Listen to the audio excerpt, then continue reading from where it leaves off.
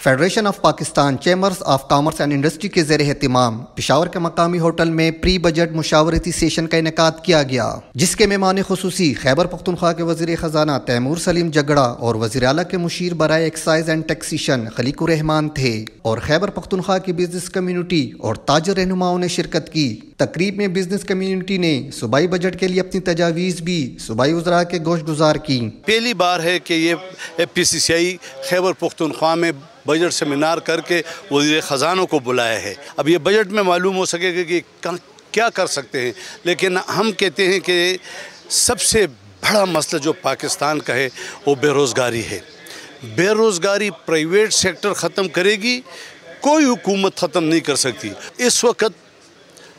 خیبر پختونخوا میں صنعت بالکل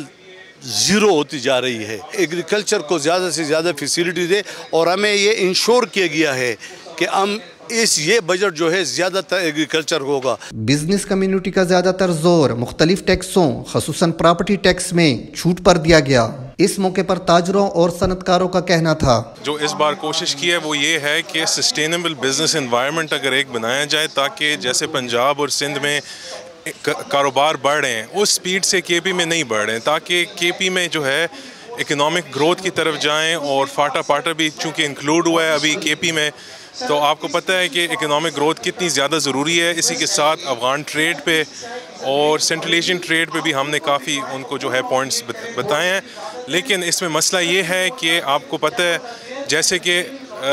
سارے چیمبر آف کامرس سے تجاویز تو وہ لے لیتے ہیں، لیکن اس کی انکلوژن جو ہے بجٹ میں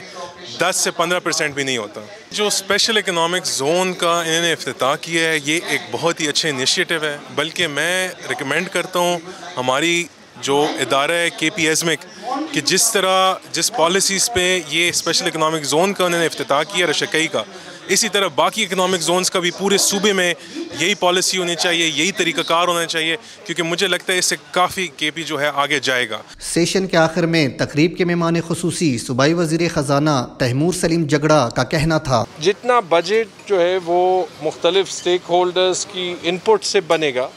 جیسے بزنس مین ہیں، ٹریڈرز ہیں، جو ہمارے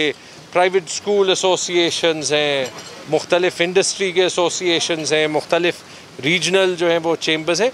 تو اتنا وہ بجٹ عوام دوست ہوگا، بزنس فرینڈلی ہوگا، وہ ریڈ ٹیپ کو کم کرے گا۔ تو میرے خیال میں بہت مفید فیڈ بیک آئی، نہ صرف ایسی تجاویز جو کہ ہم امپلیمنٹ کر سکتے ہیں، جو ہم نے پہلے بھی امپلیمنٹ کیے ان کی کوالٹی آف امپلیمنٹیشن پہ بھی فیڈ بیک آئی، اور گورنمنٹ کا، کیونکہ ایز پولیٹیکل گورنمنٹ ہم پبلک کو ریپرزینٹ کرتے ہیں، ان سارے اسٹیک ہولڈرز کو ریپرزینٹ کرتے ہیں، تو اس امپلیمنٹیشن کی کوالٹی جہاں پہ خامیاں ہیں ان کو مزید بہتر کر کے